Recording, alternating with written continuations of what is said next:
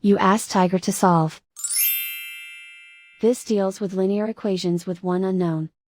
The final result is x equals 6/5. Let's solve it step by step. Isolate the x. Multiply both sides by inverse fraction 3/5. Move the negative sign from the denominator to the numerator. Group like terms. Multiply the coefficients. Simplify the arithmetic.